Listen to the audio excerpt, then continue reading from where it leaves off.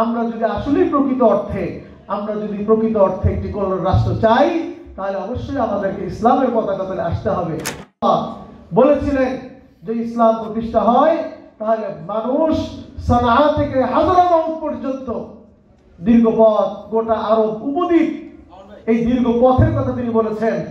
এই পুরা দীর্ঘ পথ একজন মানুষ সফর করবে, একজন ব্যবসায়ী তার সম্পদ নিয়ে যাবে, তার কোনো ভয় থাকবে না একমাত্র আল্লাহকে ছাড়া।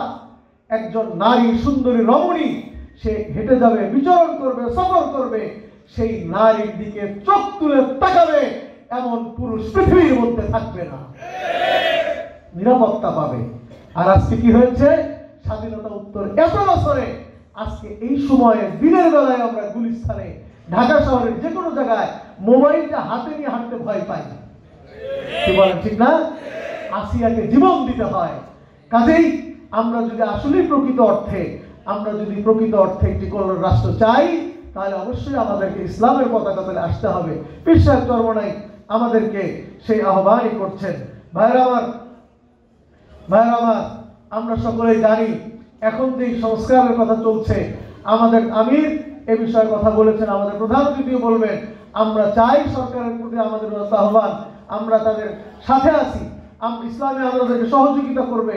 আমরা প্রত্যাশা করি সংস্কার দরকার আছে না নাই? আপনারা কি বলেন? সংস্কার ছাড়া আমরা দেখেছি বর্তমানে কোন দল বলছে কি সংস্কার করবে, কি সংস্কারের দরকার আছে, এগুলি বলে তারা চায় শুধুমাত্র দ্রুত নির্বাচন। কি বলে, ঠিক না? ক্ষমতায় যেতে পারলেই তো পয়সা, ক্ষমতায় যেতে পারলেই তো টেন্ডারগুলি দখল করা যায়, ক্ষমতায় যাওয়ার আগেই তো ঘাট দখল হয়ে গেছে, ক্ষমতায় যাওয়ার আগেই বাজার দখল হয়ে গেছে। এখন দখল করেছে, করলেও কেউ ধরে এবং বলে, ক্ষমতায় যেতে পারলে তো আর কেউ কিছু বলবে না। এই জন্যই তাদের চাই শুধু ক্ষমতা। কুতুবুল আলম সৈয়দ ফজলুল রহমতুল্লাহ বলেছেন, ক্ষমতার মোহই সকল সন্ত্রাসের জন্মদাতা। আমরা তাদেরকে সেই সন্ত্রাসী কার্যক্রম আর করতে দেব না ইনশাআল্লাহ। তারা বলে সংস্কারের দরকার নাই।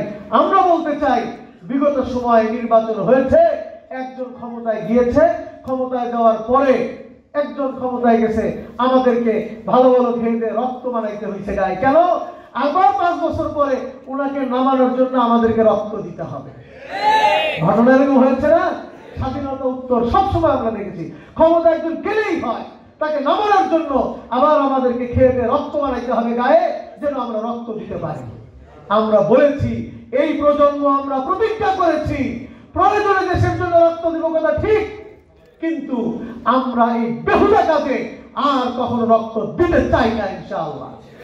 24-এর আন্দোলন হয়েছে, আমরা বলেছি সংস্কার এমন ভাবে করব, ক্ষমতায় কেউ যেতে পারবেন, ইসলামী আন্দোলন যাবে, বিভিন্ন দলে যাবে, যখন সময় হবে শান্তিপূর্ণ ভাবে ছাড়তে হবে। কথা বলে ঠিক কিনা? এ জাতীয় অনেক সংস্কার বিভিন্ন বিষয় রয়েছে, এই সংস্কারগুলি করতে হবে। যারা বলে সংস্কার প্রয়োজন নাই, আমরা বলি আপনাদের দলের সংস্কার আগে করেন। কি বলেন, ঠিক না? তাদের দলের লোকদের মানসিকতা সংস্কার করেন, এরপর নির্বাচনের জন্য করেন। হ্যাঁ, তবে আমাদের আমির কথাও বলেছেন যে একটা দেশ নির্বাচনবিহীন বেশি দিন থাকতে পারে না। আমরাও প্রত্যাশা করি দ্রুত সময়ের মধ্যে সংস্কার করে নির্বাচন হোক, এটা আমাদেরও প্রত্যাশা। কাজে আসুন, আজকে সিয়াম সাধনার মাসে আসুন আমরা সকলেই, সিয়াম আমাদেরকে যে শিক্ষা দেয়, আমাদেরকে যে সাম্যের শিক্ষা দেয়, এই সাম্যের শিক্ষা আমরা সব জায়গায়, সারা দেশে সর্বত্র আমরা ছড়িয়ে দেই। এবং আগামী দিনে ইসলামী আন্দোলন বাংলাদেশের দাওয়াত আপনাদেরকে দিচ্ছি। নতুন ভাইরা যারা আছেন, আমরা সকলে ঐক্যবদ্ধ হয়ে ইসলামী আন্দোলন বাংলাদেশের পতাকা তলে ঐক্যবদ্ধ হয়ে আমাদের দেশকে গড়বার জন্য আমরা সকলে কাজ করি ঐক্যবদ্ধভাবে। আল্লাহ তাআলা আমাদেরকে তৌফিক দান করেন, আমিন। ওয়া আখিরু দাওয়ানা আলহামদুলিল্লাহি রাব্বিল আলামিন।